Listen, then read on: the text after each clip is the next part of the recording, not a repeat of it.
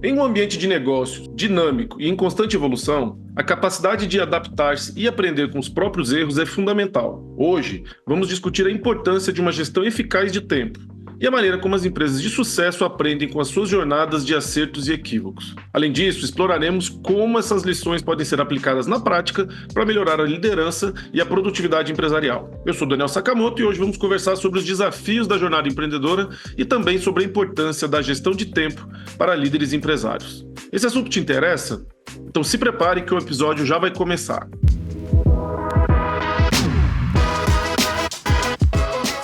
Varejo SA Podcast, episódio 151, Alterdata, um papo sobre erros, acertos e gestão de tempo.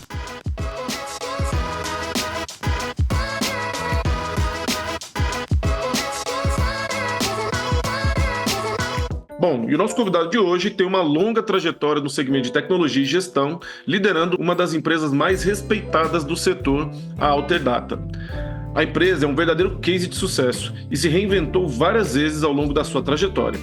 Vamos descobrir agora como a gestão do tempo pode ser um diferencial crucial para o sucesso. A conversa de hoje é com Vladimir Carvalho, CEO da Alterdata Software. Olá, Vladimir, seja muito bem-vindo ao Varejo SA Podcast, tudo bem?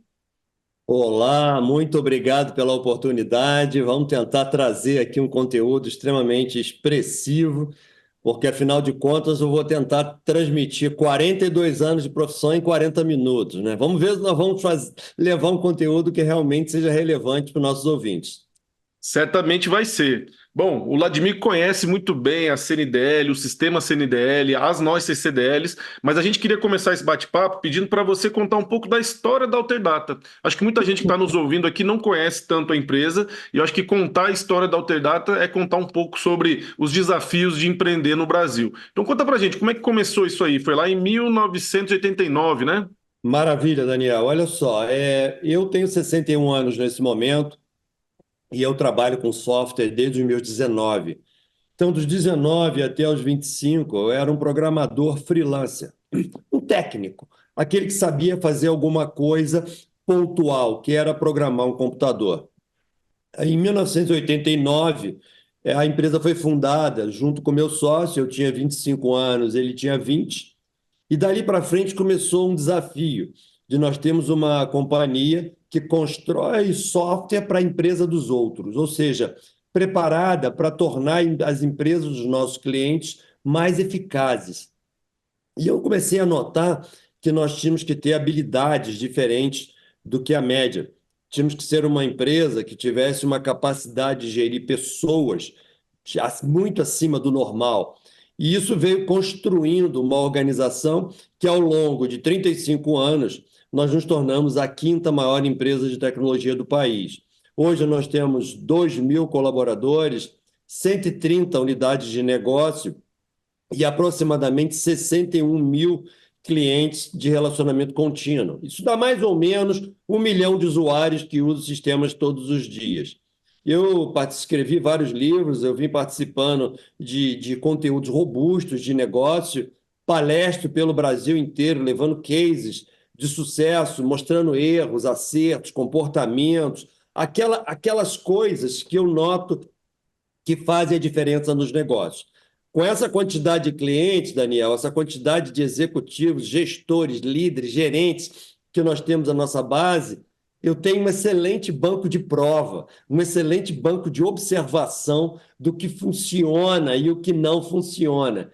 E isso vem sendo usado assim em diversos conteúdos que eu preparo ao longo da vida, né? Então, a empresa já ganhou vários prêmios do Great Place to Work, as melhores para trabalhar do país, vários rankings de várias revistas expressivas. Já fiz palestra pela ONU Internacional falando de curso de empreendedorismo. E o CDL é muito importante para nós porque, como eles estão conectados ao varejo, uma das linhas de produto que nós temos é o varejo e nós acreditamos que nós podemos agregar valor ao negócio dos nossos clientes muito além de software.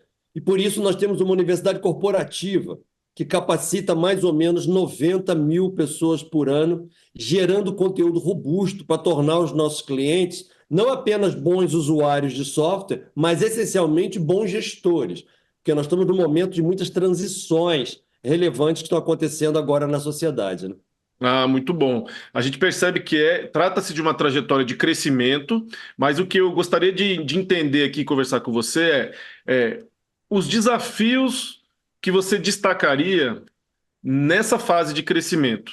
A empresa ela é uma empresa que já tem aí mais de 3 décadas de existência, certamente passou por alguns momentos, mas quais são os principais desafios de pegar uma empresa e criá-la do zero e chegar onde você chegou hoje? O que você destaca para o empreendedor que está nos ouvindo? Eu acho que um dos elementos importantes, Daniel, é você ser muito hábil em relacionamento humano. Nenhuma empresa ela funciona sozinho com a genialidade de uma pessoa. Isso não existe. Todas as empresas que são dependentes de um gênio, ela em algum momento ela cai. Historicamente, cientificamente, isso é comprovado com muitas pesquisas. O que faz a diferença no negócio é quando você começa a estruturar uma empresa pela área técnica. Você sabe fazer alguma coisa. Sei lá, a pessoa é boa em fazer pastel. Se eu sei fazer pastel, eu monto uma pastelaria. Então, eu sou um bom técnico daquela coisa. Isso não é suficiente para escalar. Para você ter 200 lojas de pastel, você tem que ser muito hábil com pessoas. Você tem que ser bom comunicador. Você tem que, essencialmente, ser um planejador e trabalhar com indicadores de performance. Então, tem alguns elementos que vão fazendo a gente entender que as habilidades técnicas são aquelas que colocam a gente no mercado, faz a gente entrar num determinado segmento, mas ela não passa de 30% do sucesso. Eu estou para escrever, Daniel, um segundo livro, e nesse livro, a essência desse livro vai ser que o conhecimento técnico não passa de 30% do sucesso. Ah, eu fiz 20 faculdades, 10 pós-graduações, 500 mestrados, não passa de 30%. Porque os outros 70% são essas habilidades humanas, empatia, comunicação, saber se trabalhar em equipe, você ser uma pessoa que encanta os grandes talentos e tem habilidade de atrair pessoas melhores do que a gente. Quando você consegue criar essa dinâmica, a magia acontece. Só que na prática, Daniel, isso é muito difícil, porque é muito fácil falar, mas entra no plano psicológico e do ego das pessoas. Então, Uhum. quando alguém monta um negócio, é uma empresa de tecnologia, uma contabilidade, uma loja de pastel, ele é elogiado pelo mercado naquela primeira fase por você ter montado esse negócio. Aquilo enche a pessoa de ego. Ou seja, aquilo faz ele se sentir orgulhoso. E, na verdade, em algumas palestras, Daniel, eu falo o seguinte: essa fase é o antídoto e o veneno. Ao mesmo tempo, é o antídoto que te coloca no mercado e faz todo mundo achar você o máximo. Ela é o veneno que te prende e não permite que você ganhe escala. Então, para quem está nos ouvindo aqui, é muito importante que haja um processo psicológico de você entender que você tem que sair do técnico e ser um executivo. E isso não é simples. No estado do Rio, aproximadamente 94% das empresas, Daniel, de tecnologia e de software, ela tem até 10 funcionários. Não são empresas grandes. E por que não? Não conhece software, não sabe desenvolver? Não, não, não. Eles sabem a parte técnica. Faltam os outros elementos. Os Então é outros aí elementos é que que vão entra proporcionar o crescimento, né? exatamente isso. Um deles é o que a gente vai discutir daqui a pouquinho, que é a gestão do tempo. Mas Uhum. a gente poderia fazer vários episódios desse podcast com vários ângulos diferentes que são importantes para essa decolagem, né? Bom, relacionamento humano, então você já destacou que é um dos principais desafios do crescimento, mas certamente existe uma outra questão, né? Que na área de tecnologia você precisa de gente que domine os elementos técnicos.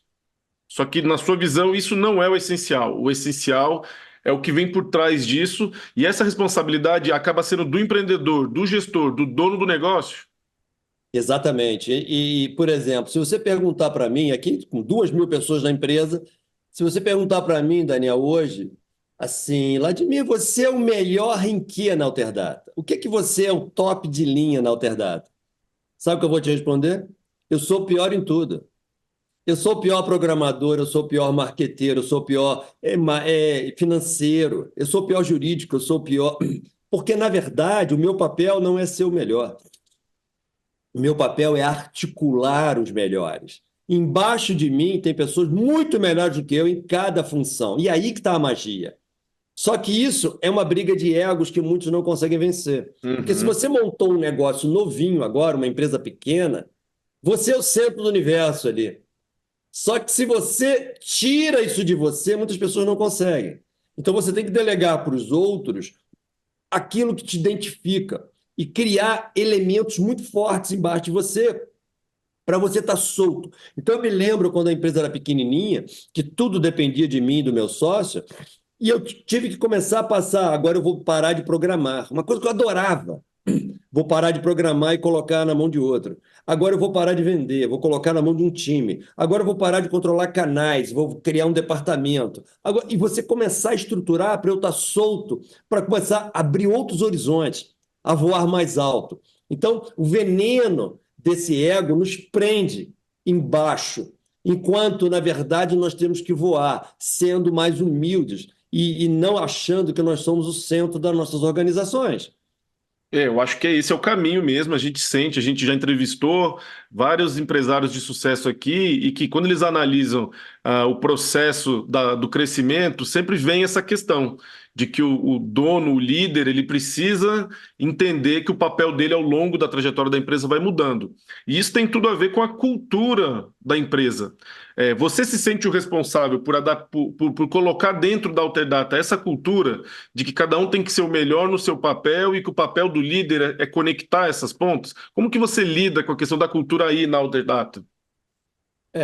O aspecto cultural ele é fundamental aqui na empresa, tanto eu quanto o meu sócio, a gente acredita muito que a empresa tem que crescer, mas ela não pode perder o DNA essencial, aquela coisa que gerou a origem da organização. Então, na minha cabeça, Daniel, cada um funcionário novo que entra na companhia, ele é um ponto percentual de perda de cultura. Cada novato que entra, ele entra com uma cultura de outra organização que ele trabalhou, ou ele é um funcionário que nunca trabalhou em lugar nenhum, ou ele já trabalhou em outros lugares e vem contaminar a nossa estrutura. Então, desde a fundação da empresa, a gente fazia isso pessoalmente, hoje o RH faz isso estruturadamente, a gente tem um trabalho de onboard deles, quando eles estão entrando na empresa, de fazer o que nós chamamos de uma transfusão de sangue. Nós temos que tirar o sangue velho, botar o sangue alterdatano. Quem trabalha aqui na empresa não é um funcionário, não é um colaborador, é um alterdatano. Tem um jeito de pensar, um jeito de se comportar muito característico da empresa que faz parte da nossa cultura.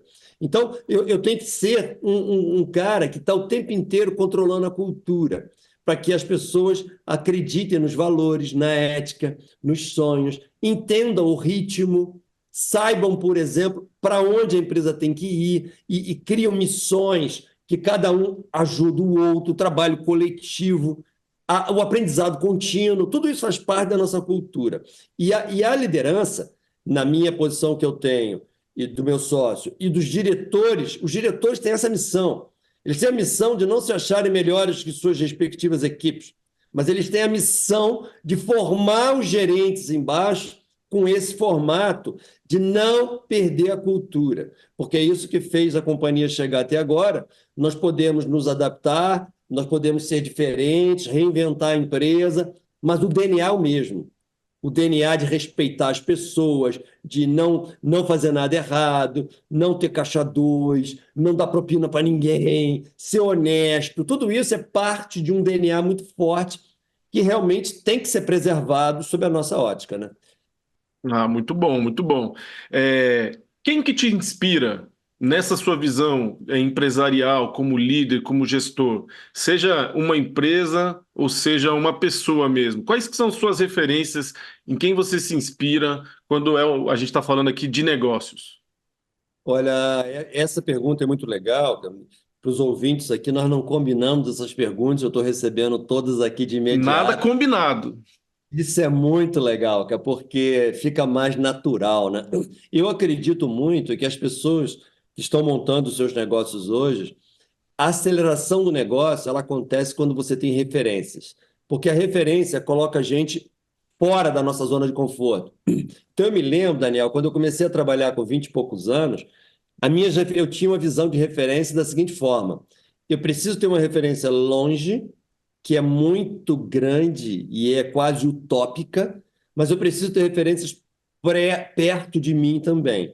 Então, desde a minha origem até hoje, minha referência longe é o Bill Gates, porque eu acredito na inteligência dele, na movimentação que ele faz, na preocupação com pessoas. E depois que ele se aposentou, virou mais meu ídolo ainda, porque eu sou muito ligado ao mundo social, a ajudar as pessoas. Eu sou muito conectado a impactos ambientais. E quando eu vejo hoje o Bill Gates aposentado e usando o tempo dele, a inteligência dele para ajudar a África em problemas de vacinas, nossa, acho espetacular. Porém, eu não tenho o telefone dele. Eu não posso ligar para ele para tirar uma dúvida. Então, eu preciso ter algumas referências perto. Quando eu tinha 20 e poucos anos, as minhas referências eram meus clientes. Nunca a referência tem que ser de uma pessoa, mas ela tem que ser sob uma ótica de uma pessoa. Então, como é que é a minha forma de pensar? Eu olhava um cliente e falava assim, nossa, esse cara é muito bom em vendas. Ele é muito bom vendedor, esse cliente, empresário. E eu ficava vendo como é que ele lia, que congresso ele ia, como é que ele se comportava. Tinha um outro cliente que era muito bom na parte humana. Os funcionários adoravam ele. E ele era a minha referência humana. Como é que ele era, como é que ele lidava com as pessoas.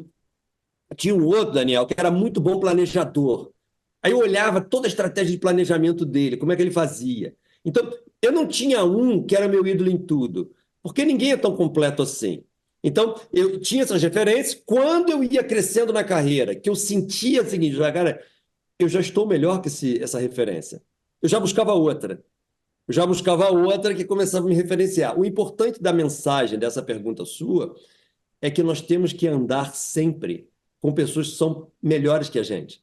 Eu gosto de estar em grupos, Daniel, que eu sou o pior em tudo. Então, às vezes eu estou em grupos de negócio que eu sou o cara que falo menos idiomas, eu leio menos livros, eu sou menos culto de alguma coisa. E aí aquilo me bota numa zona de desconforto que me faz ler mais, estudar mais, me aprimorar mais. Então, a referência longe me dá direção. A referência perto me permite tirar dúvidas. Então, eu me lembro épocas que eu tinha 30 anos, mais ou menos, que essas minhas referências perto eu ligava para eles. Cara, minha empresa está começando agora, eu não sei como é que eu faço isso. Como é que você fez isso aí na sua empresa? Assim. E ele com a minha idade hoje, com 60 anos, com maior tranquilidade. Ih, rapaz, eu tentei isso, deu errado, tentei isso, não funcionou. Funcionou assim. Eu falei, beleza. Ou seja, a referência perto permite eu resolver problemas rápidos. Permite Então, eu a acho que isso é troca. muito importante, cara. Eu acho interessante isso, porque tem tudo a ver com a sua primeira resposta quando você falou do ego. Você ter essa humildade de aceitar não ser o melhor da sala, de não ser o melhor daquele ambiente, é o que realmente te permite crescer. Porque se você já está num contexto em que você é o melhor, talvez você não tenha aquele combustível, você não tenha aquela inspiração, você não Lógico. tenha aquele. Exatamente. Então acho que tem Daniel, tudo a ver isso que você falou. pensa o seguinte, Daniel. Para que eu vou fazer uma plástica se eu me acho o mais lindo do mundo? Exato. Eu me acho mais lindo, eu não vou melhorar nunca. Agora, se eu tenho noção que meu nariz é um pouquinho torto, minha orelha não sei o quê, bom, então eu tenho que dar uma melhorada. Então, todas as vezes que você coloca numa posição de humildade, de entender de fato que você precisa estar num processo de melhoria contínua, você está sempre querendo fazer uma plástica em alguma coisa. Eu vou melhorar isso na minha cultura, isso no meu comportamento, isso na minha liderança. Você começa a entender os pontos de melhoria, né? Exato. E isso não tem a ver com nenhuma habilidade técnica, isso tem a ver com uma habilidade Não. mais emocional, inteligência emocional, para conseguir se colocar nessa posição e tirar, extrair dela o melhor. Muito legal, acho que fica esse um bom ensinamento para os nossos empreendedores, que ter essa habilidade emocional é tão importante ou até mais do que as habilidades técnicas, especialmente para um crescimento da empresa. Queria falar um pouquinho agora com você também sobre erros e acertos nesse processo de crescimento da empresa. Certamente não vivemos só de acertos, todo mundo erra. Como que você lidou com os seus erros durante esse período e que tipo de dica você poderia dar para o empreendedor que está aqui nesse desafio de crescer, certamente vai ter os seus erros. Como lidar com erros no processo de crescimento empresarial? Não, é excepcional essa pergunta sua pelo seguinte, cara. Eu já tive até palestra em eventos que o organizador do evento me ligou e falou: Edmir, nós precisamos de uma palestra sua, mas eu queria saber as coisas que você fez errado. E ninguém quer fazer uma palestra dessa. Todo mundo quer falar que é lindo. Ninguém quer falar que é feio em alguns momentos, né? E, na verdade, o processo de construção de carreira, como você falou muito bem, ele é feito de erros e acertos. A gente aprende com nossos acertos, mas aprende com nossos erros também. Eu me lembro que o começo da minha carreira, eu tinha que acertar mais do que errar. Mas eu tinha certeza que a velocidade com que eu queria implantar algumas coisas geraria alguns erros. E aí eu comecei a cunhar uma frase que eu tenho usado em muitas apresentações, que é a seguinte: a velocidade é mais importante que a precisão. De novo, a velocidade é mais importante que a precisão. Se eu estou no mercado dinâmico, Daniel, que eu preciso reinventar, inovar, criar processos novos, eu não posso demorar 10 anos para estar perfeito. Eu tenho que fazer aquilo numa fase mais curta, entendendo que há chances de eu errar, mas eu tenho que corrigir muito rapidamente. Então, a minha cabeça, desde jovem, sempre foi o seguinte: o meu erro não é um problema. O problema é se eu não perceber esse erro e ficar muitos anos fazendo aquilo. Aí é o erro de verdade. Mas o erro que é aquele que você não acertou na primeira tentativa e na semana seguinte você já corrigiu, ele é super saudável, porque ele está me dando velocidade na implantação das ideias. Isso vale não só para mim como indivíduo, mas para a empresa como um todo. Eu vejo alguns empresários que cobram do seu time uma precisão excessiva. Quando um funcionário, um gerente, um líder erra, ele é punido rigorosamente. Isso não funciona sob a minha ótica. Eu não me importo que um colaborador meu erre, desde que ele esteja tentando acertar. O que eu não posso permitir é que ele erre pela mesma coisa várias vezes. Aí não, aí é burrice. Mas a tentativa, alguém chega para mim e diz: tentei mudar um processo para reduzir o custo, não funcionou. Pô, não deu certo, eu vou ter que voltar. Sem problemas. Sem problemas. Isso faz parte do processo de aprimoramento.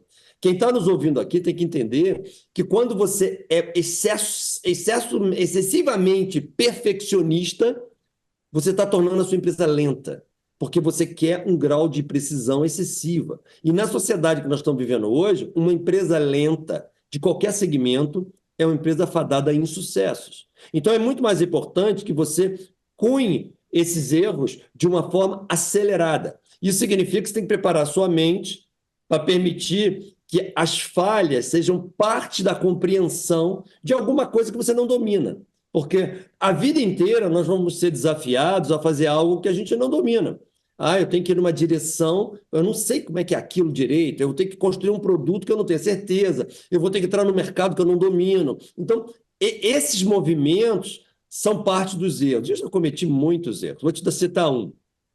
Quando eu tinha, talvez próximo de 30 anos, Daniel, eu destruí a carreira de algumas pessoas, sem eu querer, porque naquela época eu peguei excelentes técnicos que estavam lá no suporte, por exemplo, que os clientes adoravam aquele profissional, eu adorava aquela pessoa, nomeei ele como gerente de uma filial, levei ele, família, esposa, filho para outra cidade e perdi um técnico e ganhei um péssimo gerente. Ele não tinha habilidade de gestão, de comandar pessoas, e aquilo foi muito duro, porque o Ministério do Trabalho não permite que eu retorne ele para o cargo antigo, porque o salário dele subiu. Em algumas vezes, Daniel, eu fiz demissões abraçado e chorando, de cair lágrimas junto, porque eu adorava aquela pessoa e eu não tinha o que fazer. Eu tinha que tirá-lo da companhia. Então, esse erro, por exemplo, que eu cometi lá quando eu era jovem, me fez ensinar que eu tinha que ter um método para aprender a não cometer esse erro e não prejudicar as pessoas. Às vezes, querendo ajudar, eu prejudicava. Hoje, a empresa é muito mais inteligente nesse contexto. Tem metodologias para fazer essas avaliações, para perceber, antes dele receber o cargo, se ele está pronto para aquele desafio. Então, esses erros, quando você usa como alavancagem e aprimoramento, eles são super saudáveis. Mas, como você falou muito bem, é um processo emocional e psicológico. E tem a ver muito com a palavra que você usou, velocidade. Até mesmo no erro, quanto mais rápido você errar e mais rápido você identificar o erro e mais rápido você consertar, Eu acho que o processo ele vai ganhando maturidade, força e o crescimento vem a partir daí. E também não ficar repetindo erros. Aí é uma questão de inteligência, não apenas emocional, mas inteligência cognitiva mesmo. Você não repetir o erro. Mas acho que a velocidade é a palavra-chave nisso, porque o mundo está mudando rápido. As empresas precisam se adaptar a essas mudanças. Os processos, aqueles mais engessados, que minimizam erros, muitas vezes eles não cabem mais no mundo hoje porque o mundo vai te atropelar. A dinâmica está diferente. Então, o empreendedor ele precisa aceitar que os erros ocorrerão, mas ele tem que estar ali em cima para identificá-lo rapidamente, corrigi-lo rapidamente. Acho que essa é uma boa avaliação para essa questão de erros que a gente está trazendo aqui. Então, a palavra velocidade se torna fundamental.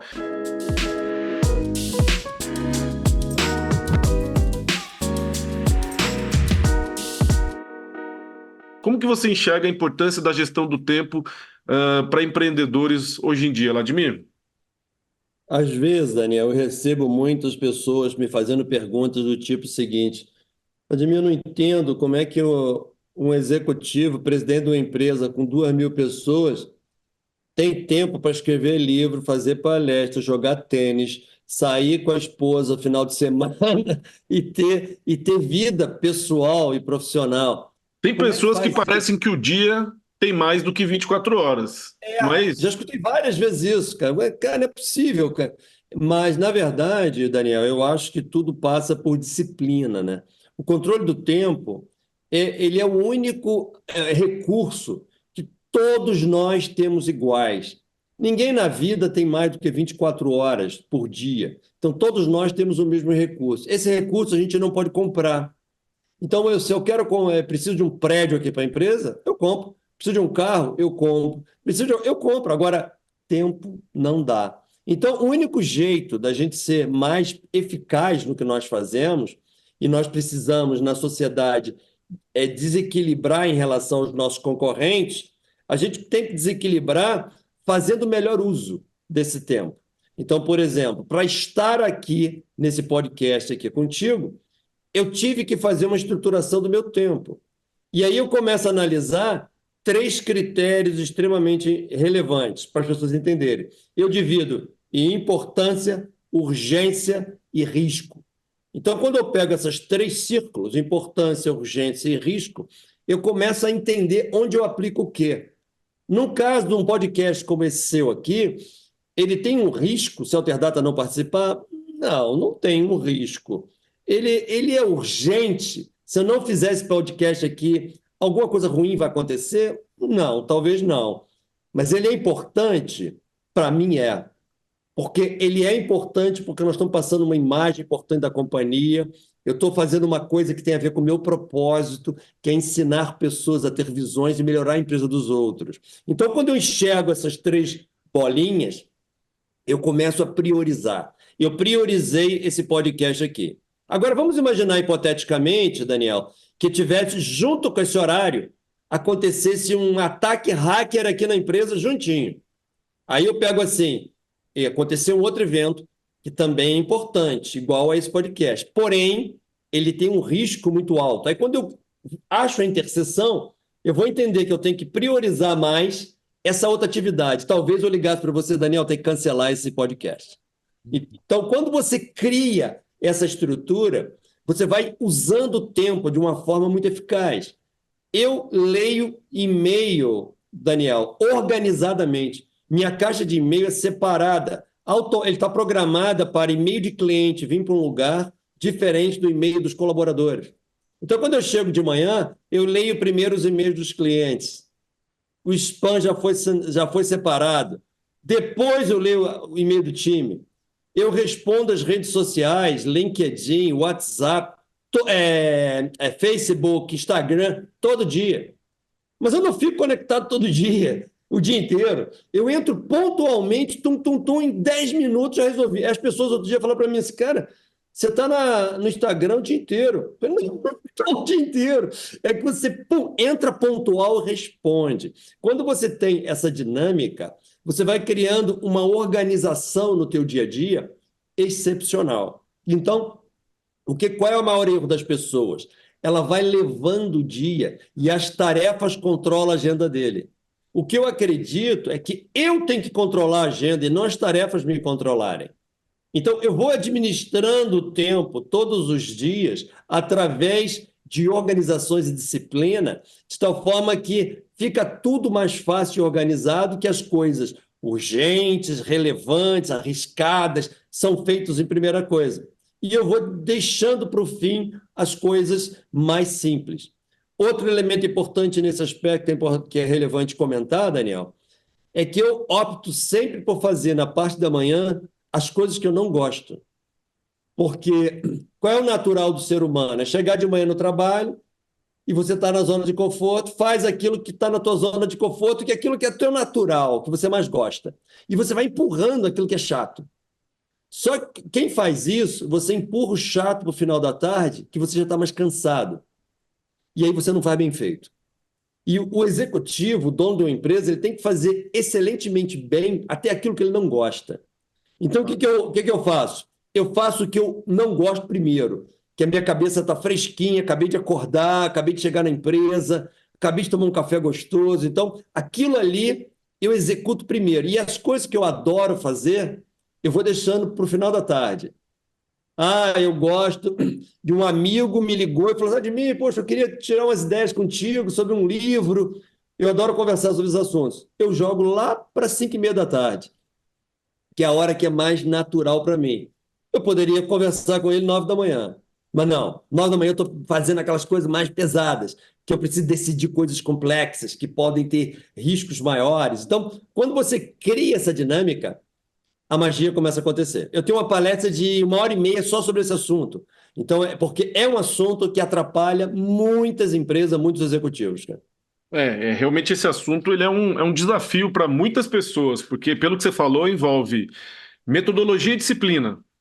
Metodologia e disciplina não é fácil, não é para todo mundo, mas você acredita que todo mundo consegue aprender? Todo mundo consegue? Aquelas pessoas que têm mais dificuldade em organizar seu dia, definir suas prioridades, avaliar o risco, fazer essa gestão de tempo.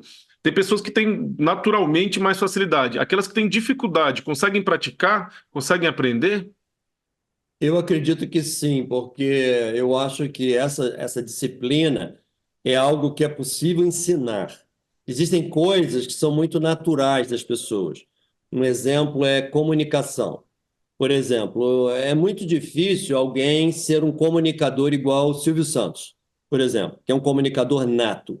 Mas se eu treinar curso de oratória, expressão verbal, eu vou chegar a 80% dele, que já é suficiente para você ter sucesso. Então você não vai ser o Silvio Santos, mas você vai ser muito bom em comunicação. Isso vale para outras metodologias e a gestão do tempo é uma delas. A gestão do tempo, você pode não ser uma pessoa disciplinada por natureza. Por exemplo, eu, desde criança, eu sou disciplinado com tudo que eu faço, Daniel. Eu não costumo atrasar compromisso, eu não costumo chegar 1 minuto atrasado em alguma coisa. Já passei vergonhas com isso, porque às vezes eu tive casos, Daniel, de amigos falando assim, vai ter uma festinha das crianças aqui em casa, um aniversário, às 7 horas da noite. Eu vou com minhas filhas, minha esposa, 7 horas eu chego na casa dele, o cara nem tomou banho. Aí ele falou, pô, já chegou, pô, você marcou 7, pô? Não, eu marquei 7 para chegar a 8. Aí você tem que ajudar a arrumar a festa, encher bolinha, tal, porque falou 7 é 7, cara. Você marcou essa disciplina, eu tenho desde garoto. Então, as minhas camisas em casa são guardadas por cor. Então, quando eu vou sair de manhã, que eu não quero acender muitas luzes para não acordar a minha esposa, eu sei onde estão as camisas brancas separadas das outras. É uma maneira que eu entendo de eu ser produtivo. Há pouco tempo agora, minha esposa ligou perguntando sobre um determinado cartãozinho que a gente precisava fazer uma coisa. Estava no telefone, ela falou, não estou achando onde é que está. E eu falei assim, vai na mesa de cabeceira do meu lado, a gaveta de cima, tem um quadradinho, você levanta, embaixo dele está lá o poder. E ela estava lá. Ou seja, a produtividade. Eu costumo falar em treinamentos de gestão do tempo. Você imagina, Daniel, se todos os dias à noite você tivesse que procurar sua cama para você dormir. Quanto tempo você demoraria para começar a dormir? Agora imagina tudo na vida que você não sabe onde está e você tem que procurar onde é que está na hora que você precisa. Seja a agenda, o telefone, um compromisso, você se organizar, a chave do carro, detalhes do teu dia a dia. Então, quando você vai começando a criar uma disciplina com pequenas coisas, vai priorizando as coisas, dá uma aparência para todo mundo que seu dia tem mais do que 24 horas. Mas, na verdade, não é. Na verdade, simplesmente você está mais organizado que a maioria das pessoas. Aí você começa a aparecer demais. Porque você consegue escrever conteúdos para livros, você consegue fazer podcast, você consegue fazer coisas porque você organizou o teu dia de uma maneira que está muito eficaz, né? Uhum. Essa organização, sem dúvida alguma, tem a ver com produtividade. Não há outra conexão mais fácil do que essa. E dentro da Alterdata, você como presidente da empresa hoje, você consegue, de alguma maneira, ajudar seu time a se organizar? A sua maneira de fazer a gestão da empresa, ela é voltada para que as pessoas tenham esse hábito, essa metodologia, esse processo de organização do tempo? Você acredita que você consegue fazer isso na sua empresa? Aqui na Alterdata, uma das coisas que fazem parte da nossa cultura é nós sermos muito formadores de pessoas. Então, a gente não acredita em pessoas que vêm prontas. Uhum. Eles vêm com skill, com competências técnicas, fez a faculdade e tal, mas ela precisa entrar no ritmo da empresa. E por isso nós somos formadores. E um dos elementos de formação é a formação de líderes, de gestores, aqueles que comandam outras pessoas. Isso vale para um diretor, para um gerente, para um supervisor, alguém de divisão que está controlando outras pessoas. Ali, um dos elementos importantes é capacitação. Hoje, a empresa está grande, tem um departamento para isso. Então, tem uma universidade corporativa que treina essas pessoas de diversas óticas. Porém, no começo, quem fazia esses treinamentos era eu e meu sócio. A gente era formar, a ideia de formar outros líderes sempre teve uma coisa muito na nossa cabeça. Então, essa palestra, por exemplo, de gestão do tempo, que eu faço abertamente para 1 hora, quando eu dou aqui dentro da Alterdata, é 3 horas. 3 horas dando detalhes de como eles têm que se organizar, como é que tem que mudar perfil, como é que você tem que, no dia a dia, não permitir que certas pessoas consumam o teu tempo. Vou te dar um exemplo. Nesse momento aqui, eu estou na minha sala.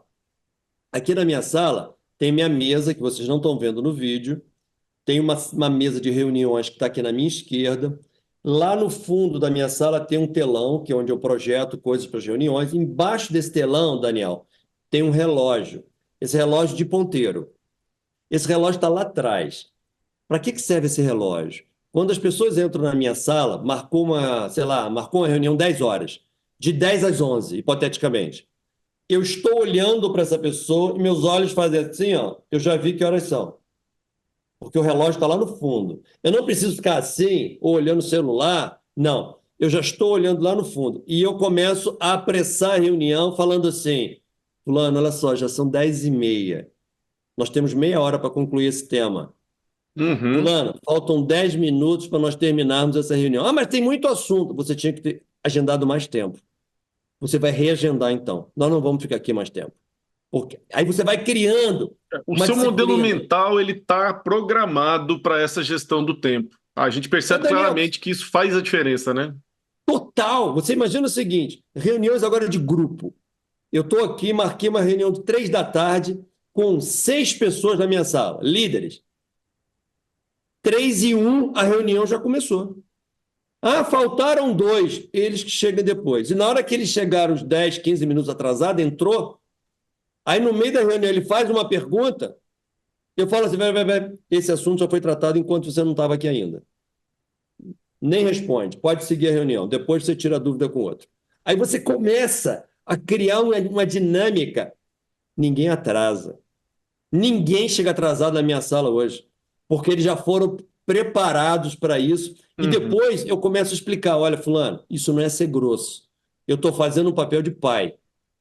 Ora eu estou com o chapéu de líder, ora eu estou com o chapéu de pai. Eu estou te ajudando a te preparar como eu gostaria que você agisse com os teus liderados. Você criar uma dinâmica, porque senão ele vai consumir o teu tempo. E você vai ser um péssimo profissional, porque você não vai conseguir fazer suas entregas. Então, essa maneira de condicionar as pessoas vai criando um time muito forte. A Alterdata é feita, não é porque eu sou forte e meu sócio, não. É porque Uhum. tem um time preparado muito forte. Aí as coisas vão acontecendo. E o time forte tem a ver com um time que está vibrando ali na mesma sintonia, com os mesmos valores, princípios, cultura e hábitos. Sem dúvida alguma, a gente enxerga isso nas grandes empresas, empresas de sucesso, elas têm essa característica.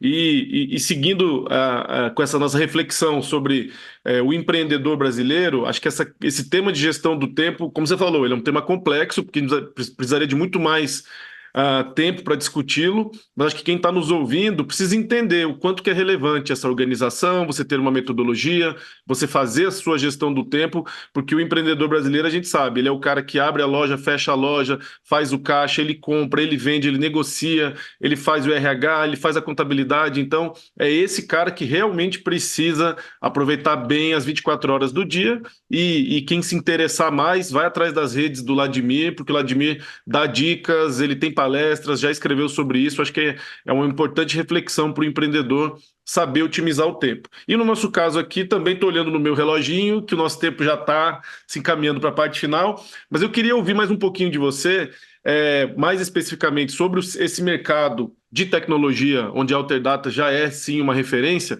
O que você vê daqui para frente de tendências nessa área de tecnologia? O Brasil hoje, apesar de ser um país que não faz parte do mundo chamado o mundo desenvolvido, a gente já está conectado com praticamente tudo. A gente consegue acompanhar tudo e tem empresas nossas que são referências. Qual é a sua visão para o mercado de tecnologia do ponto de vista da Alterdata para os próximos anos no Brasil? Eu tenho ministrado palestras, um dos conteúdos é sobre inteligência artificial, Daniel, mas não sobre a ótica técnica da inteligência artificial, mas sobre a ótica comportamental que os empresários têm que ter em função dessa tecnologia. Porque nós estamos vivendo algo disruptivo e que vai afetar não só as empresas de tecnologia, que vendem serviços ligados a isso, mas essencialmente todos os segmentos. Então, o público, por exemplo, de vocês, que é o varejo, que é aquele empresário que está no comércio, está no balcão ali vendendo calçados, alimentos, tal. Essas pessoas têm que se inspirar, porque nós estamos vivendo um momento disruptivo. Todo o conhecimento que nós tínhamos no passado, que trouxe as empresas de todos os nossos ouvintes até hoje, esse conhecimento não vai levar a empresa para o futuro. Você vai ter que ter um momento diferente. Então, eu falo em algumas palestras uma coisa que tem a ver com essa tua colocação, Daniel, que é o seguinte: você imagina um armazém que um senhor, sei lá, 50, 60 anos atrás, montou um armazenzinho vendendo produtos e sustentava a sua família com aquele recurso. O cliente ia na loja, comprava o arroz, o feijão e ia embora. E o outro ia e comprava. Aquele avô passou para o filho dele. Esse filho dele fez da mesma forma e sustentou as famílias dele. Esse filho passou para o neto. O neto começou a trabalhar agora. A palavra que eu tenho é a seguinte: lamento informar, mas foi na sua vez. Lamento informar, mas foi na sua vez significa o seguinte: tudo que seu avô fez, seu pai fez, não serve mais.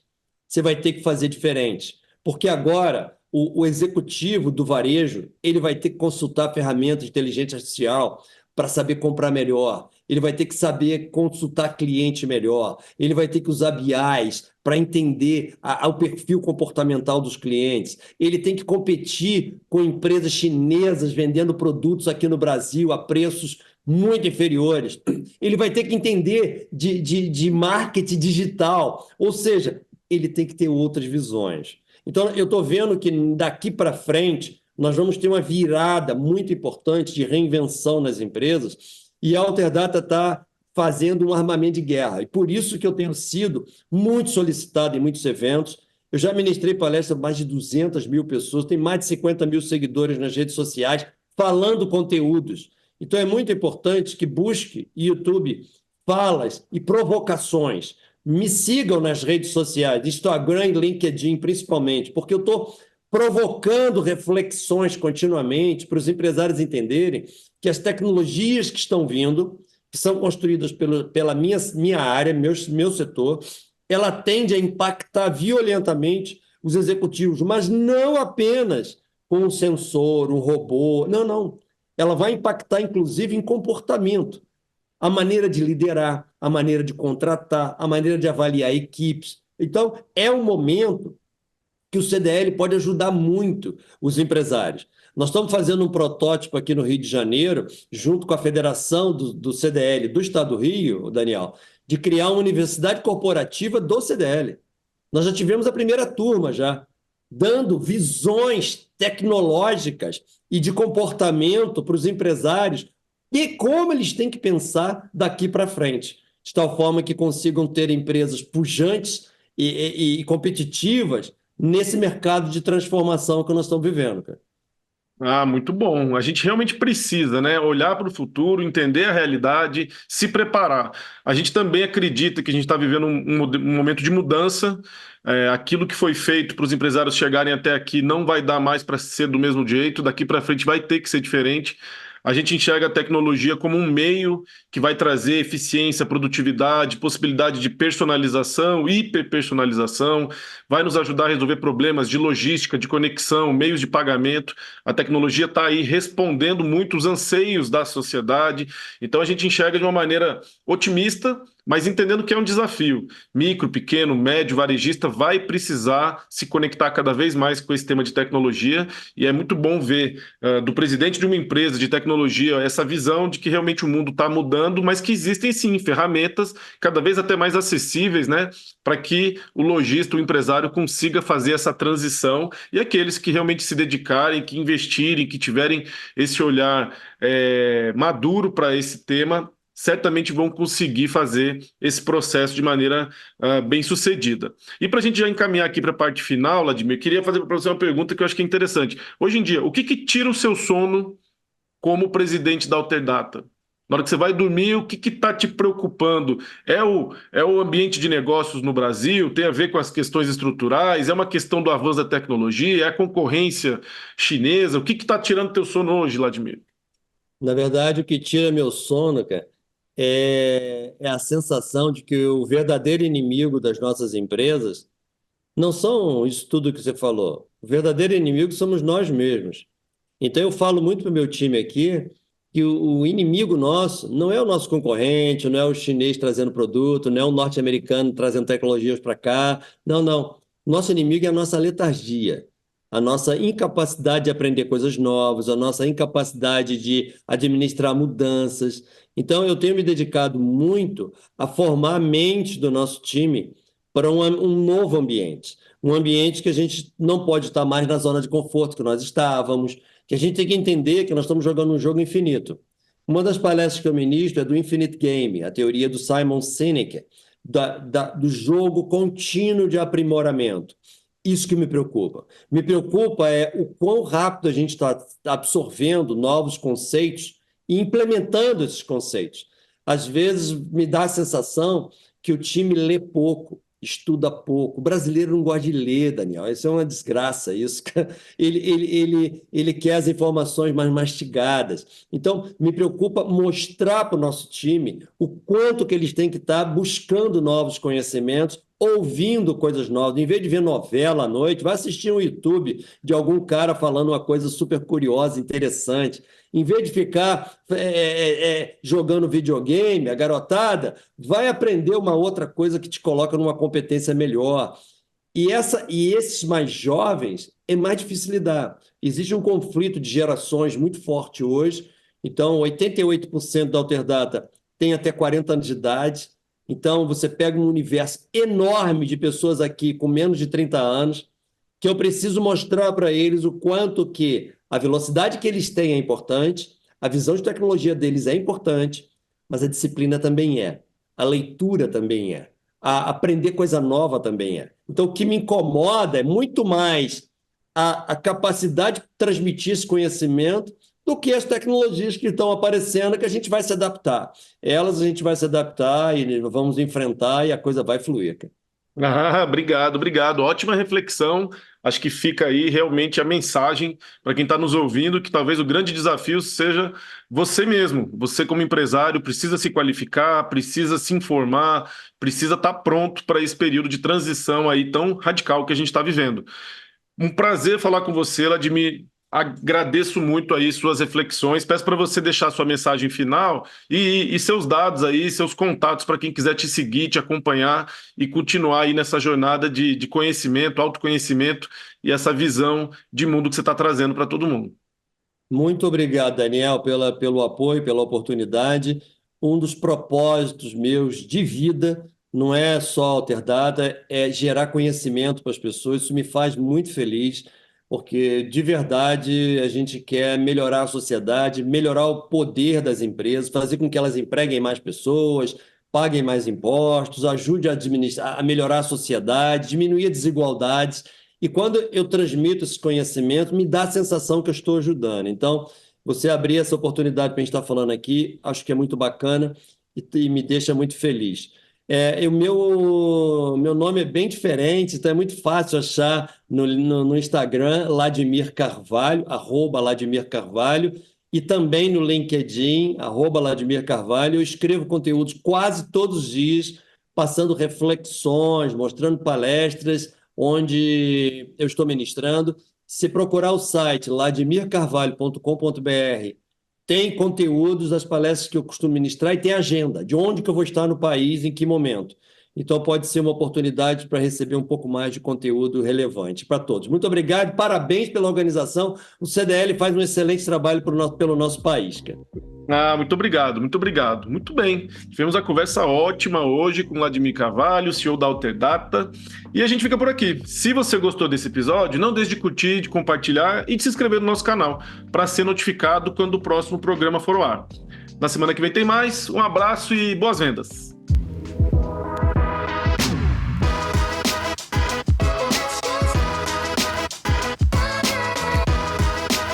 Este foi o Varejo SA Podcast. Se gostou, você também pode escutar os episódios anteriores no seu tocador de podcast preferido. Para conferir este e outros conteúdos de interesse do setor, acesse varejosa.org.br. E lembre-se de seguir a gente nas redes sociais. O nosso @ é o Sistema CNDL. Já no YouTube, procure por CNDL Brasil para nos encontrar.